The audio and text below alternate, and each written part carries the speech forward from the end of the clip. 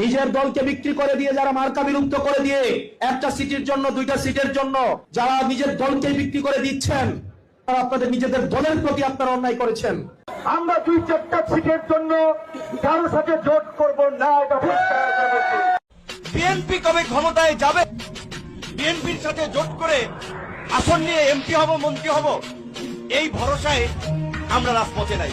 নুরুল হক নূর, গণ অধিকার, পটুয়াখালী 3, ঝিনাইদহ 4, মোহাম্মদ রাশেদ খান, গণ অধিকার। চেয়ার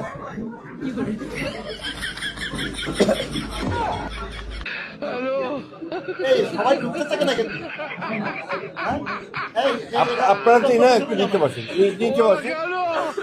তো এখন এই গণঅভ্যুত্থানের পরে আমরা একটা মিত্র জোট গঠন করে নির্বাচন করব, সেটা বিএনপি কেন্দ্রিক হোক, 8 দল কেন্দ্রিক হোক।